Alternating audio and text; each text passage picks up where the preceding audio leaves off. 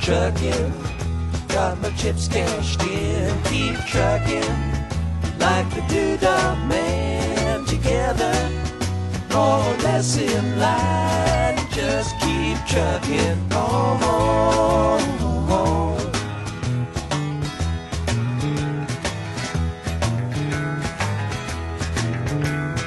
Arrows of neon and flashing marquees out on Main Street.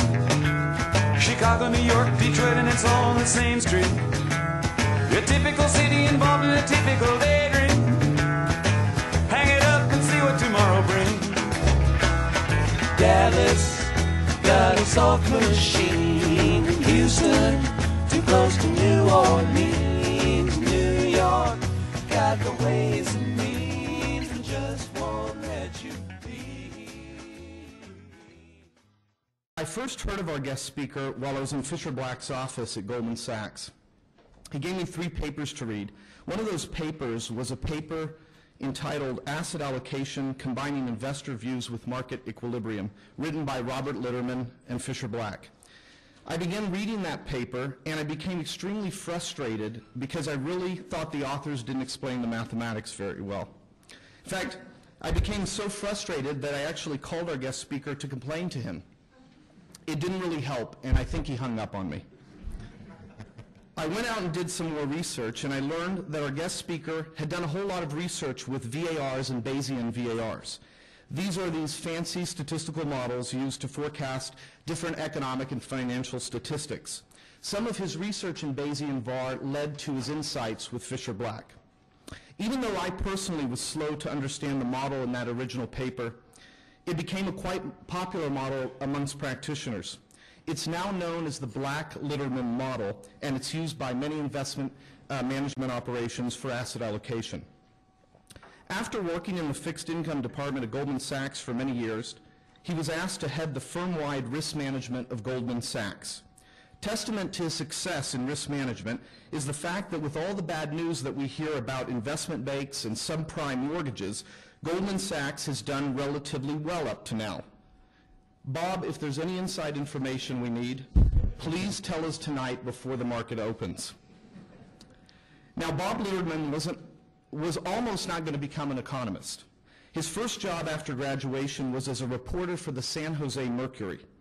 He covered everything from auto accidents to traffic jams. He got bored with this, and so he applied for a PhD in psychology. Every school rejected him. So he did what he thought was a sure thing. He applied for a PhD in economics. That luck of the draw, economics, not psychology, probably was a $100 million present discounted value change in his net worth. Now, I probably actually underestimated that, but I'll let him do the Bayesian update. Bob obtained his BA from Stanford University. He obtained his PhD in economics from the University of Minnesota. He worked as an assistant professor at the Massachusetts Institute of Technology. He was also an economist at the Federal Reserve Bank of Minneapolis, and he's currently a senior member of Goldman Sachs Management and director of Quantitative Resources, which oversees the entire asset management division of Goldman Sachs. Today, he'll speak to us about quantitative investing and asset allocation, including a discussion of applications of the Black-Litterman model.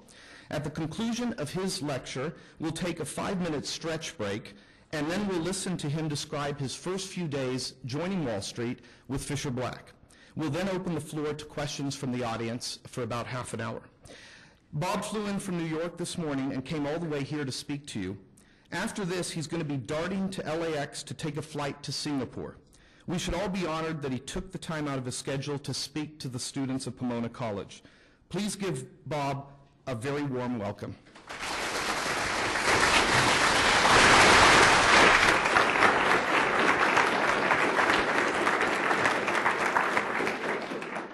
Wow, thank you very much. It's really a pleasure to be here, and I don't often see standing room only audiences, so I'm very pleased to see that.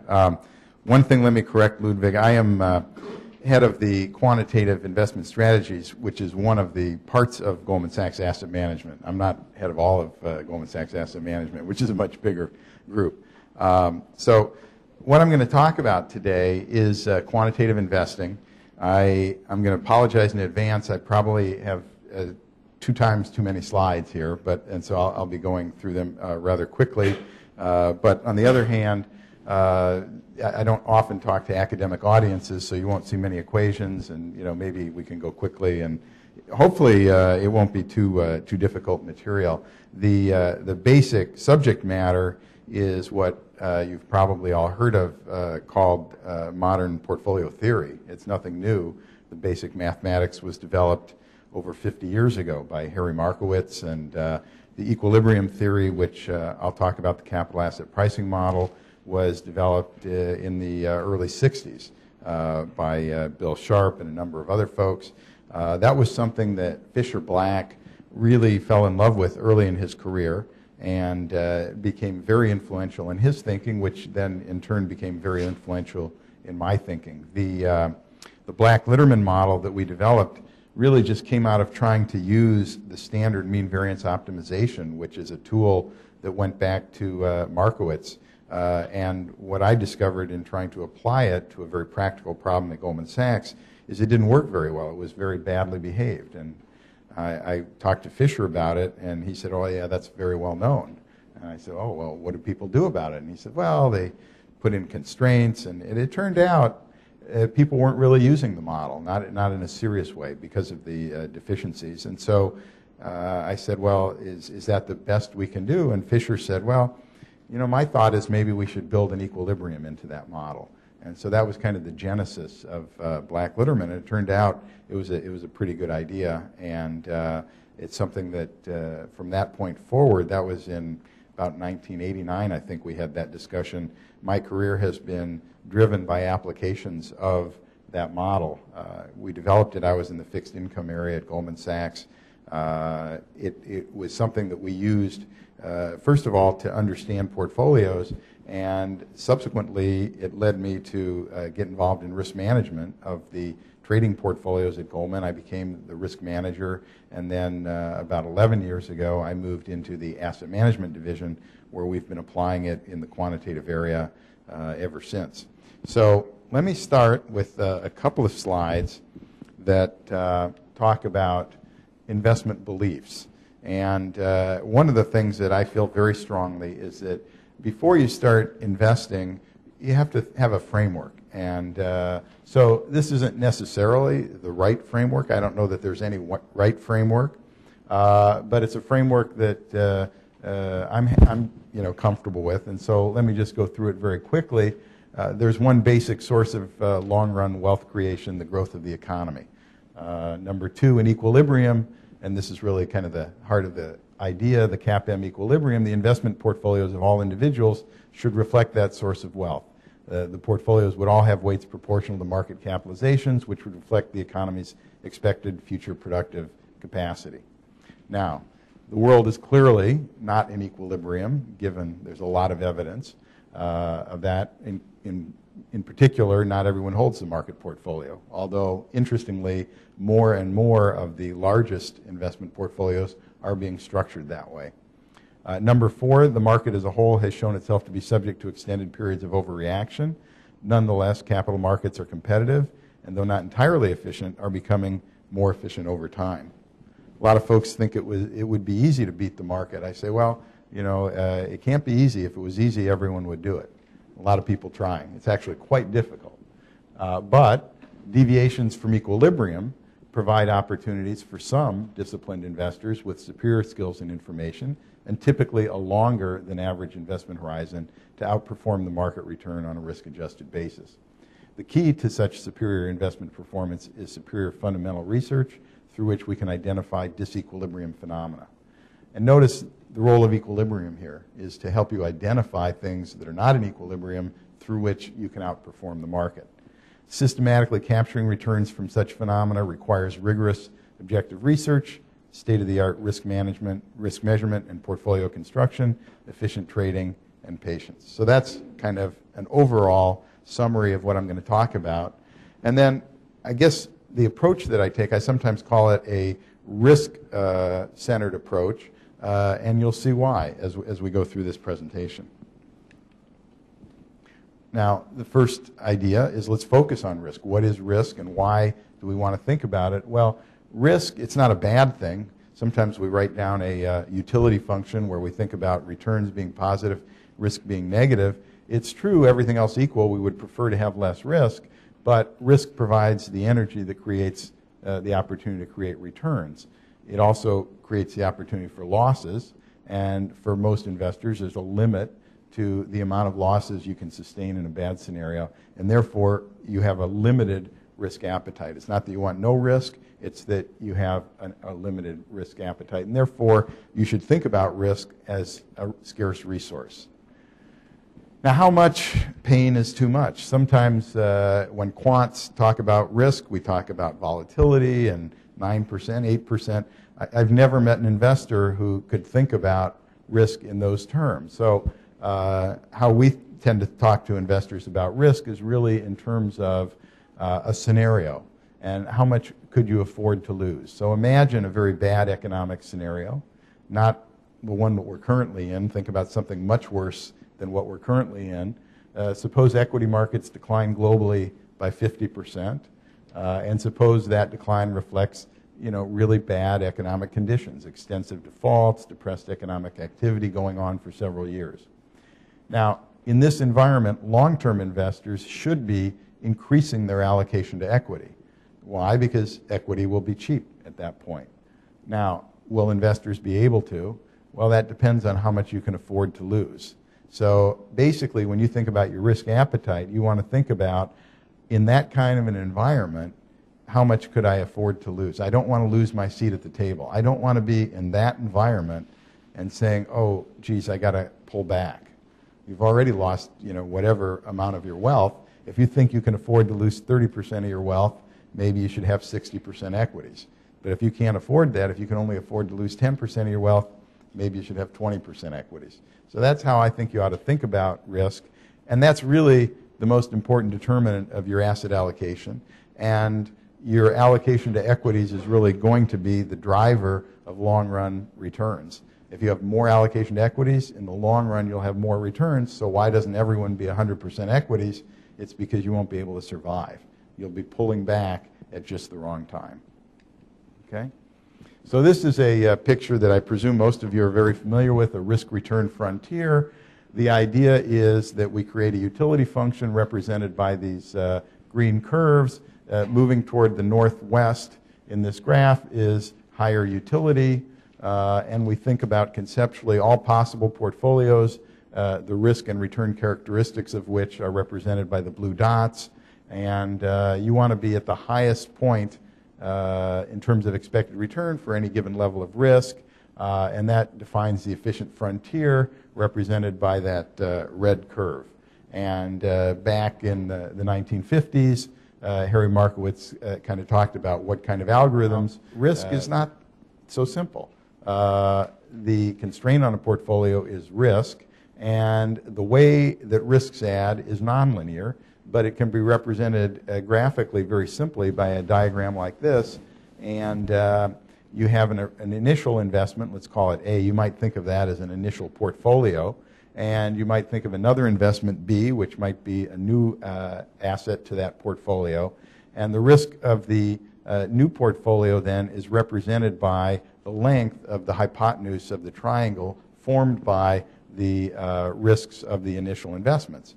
And the correlation of the new investment with the original investment determines the angle between those. Your portfolio, I've never seen it before, I've never talked to you before. I can certainly measure the marginal contribution to risk of each asset in that portfolio. I can imply what your views are. I can tell you, well, if you think this portfolio is optimal, then it must be the case that you think that the expected returns are ... and I'm just reading them as being proportional to the contribution to the portfolio risk. We call those the implied views of the portfolio. And we call this a risk-based approach to asset allocation because basically risk is measurable, and that risk measurement implies the views for which any portfolio is optimal. The question you might ask is, are those implied views reasonable? And let me tell you a little story. The light went on for me back when I was the firm's risk manager in, maybe it was 95. And we had very large trading positions in fixed income and currencies that were primarily developed in our London office. We had lots of different traders whose positions were aggregated up. And as risk manager, my job was to more or less coalesce all this data, process it, and figure out what's going on, what we should be worried about. And one of the things that we did is we generated this implied views report, and we gave it to the head of trading, and he could look at that every day. And he pulled me over one time when I was there visiting, and he said, "Bob, there's something wrong with your program." And I said, "Well, why is that?" And he said, "Well, I'm long $800 million of Treasury bonds, and your risk report tells me I'm bearish. That can't be." And so I said, "Well, there must be something wrong here, you know, probably bad data or something." So I went in, I looked, and no, the program understood he was long 800 million Treasuries. What he hadn't told me is that he was short 3 billion of Deutschmark dollar. He was a currency trader, so he was very comfortable with the Deutschmark dollar, but he wasn't so comfortable with the Treasuries, so he only had 800 million. But this is before the euro, obviously, and Deutschmark dollar was a lot more volatile than Treasuries. It was a much bigger position. So basically, the dominant risk in the portfolio was the currency risk.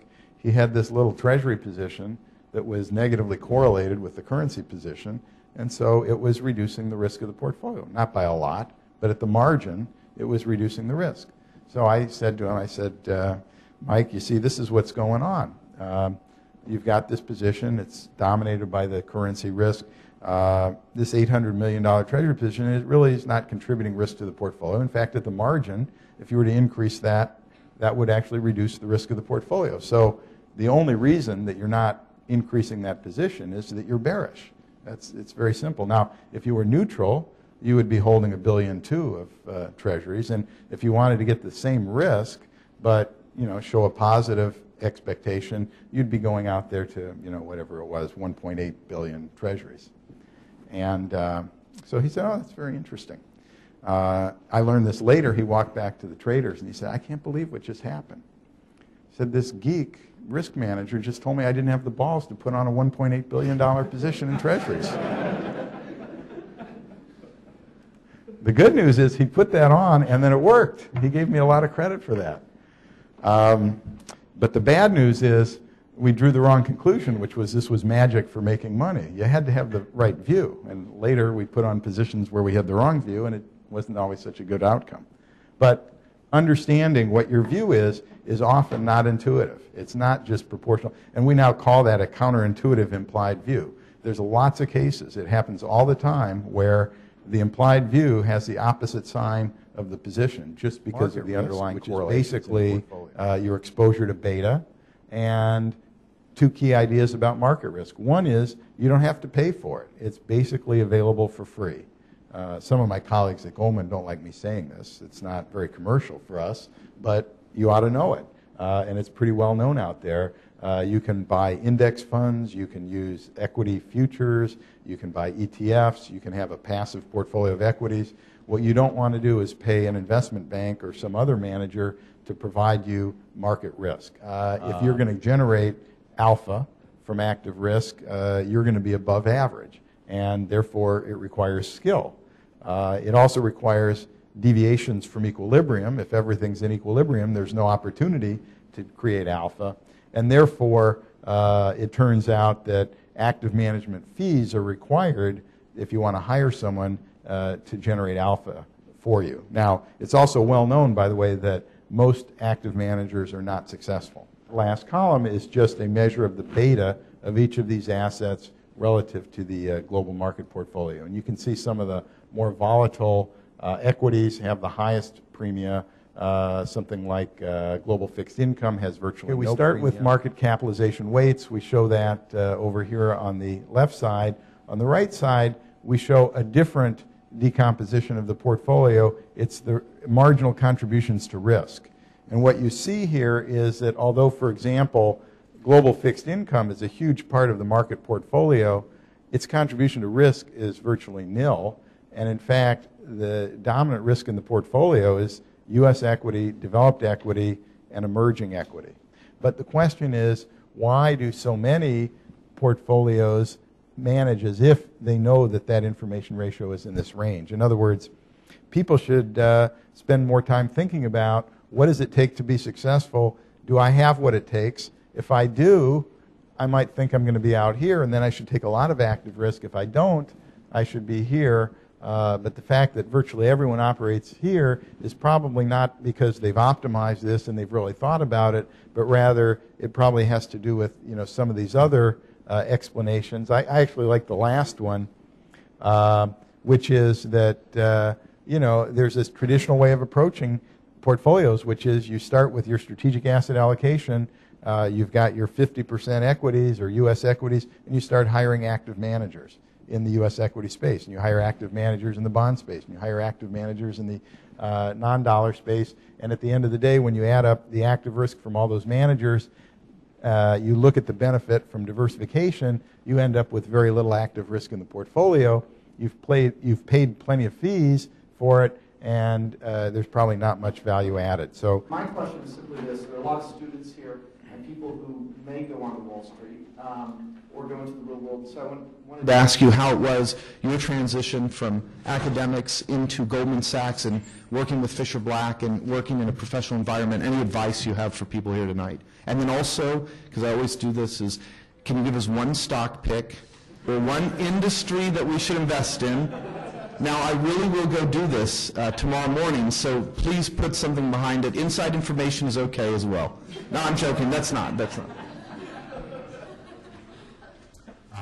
Well, for me, I must say, it was not a difficult transition from academia to Wall Street. I never wanted to be an academic. When I got a PhD, I was planning to go into business, and my advisor said, no, you have to go into academia. You have to try it.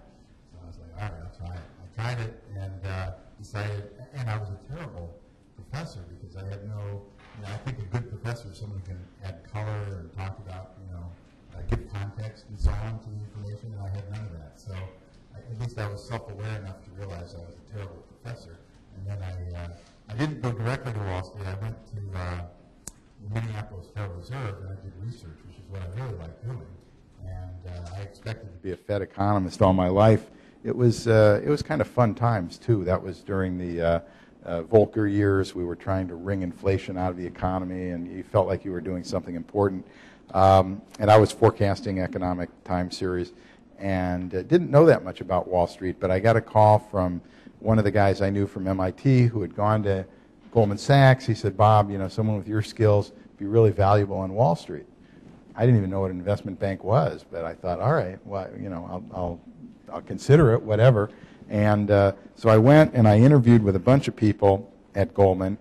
One of them was Fisher Black, and he called me in, and luckily I wasn't interviewing for a job working in his group. He was in equity research, and I was interviewing for a job in fixed income.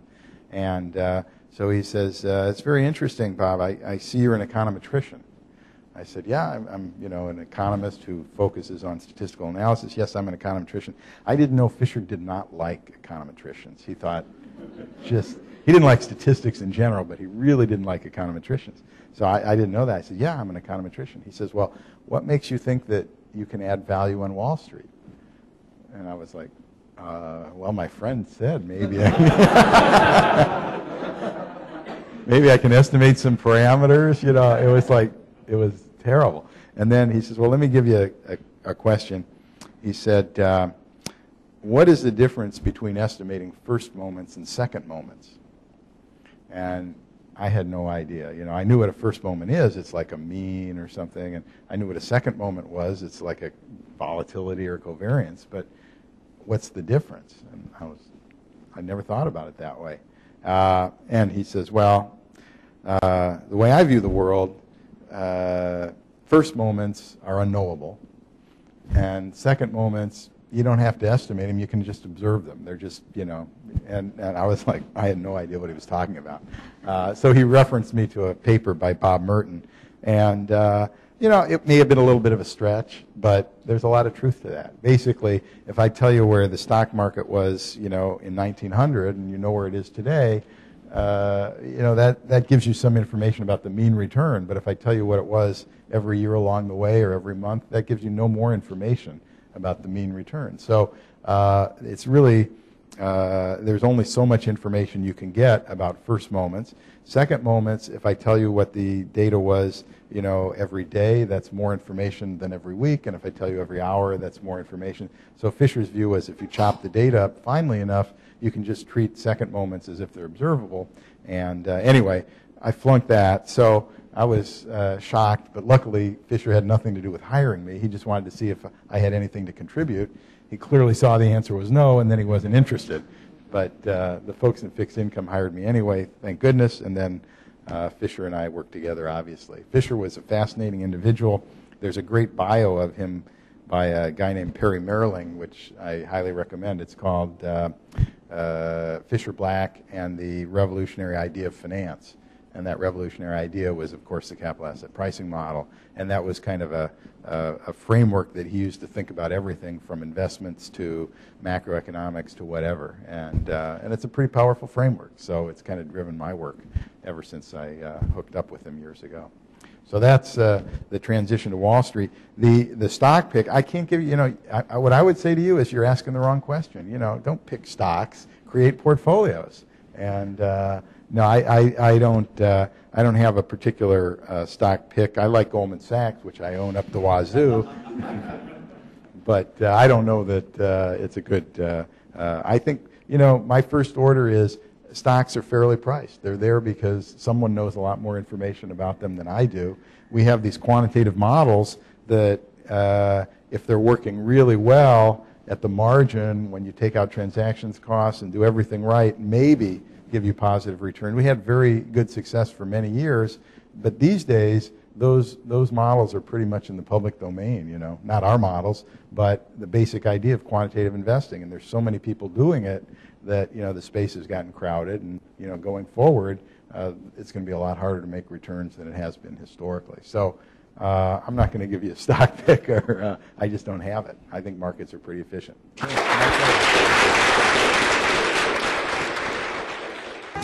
Trucking up the Buffalo, been thinking you got to mellow slow. It takes time to pick a place to go and just keep trucking on.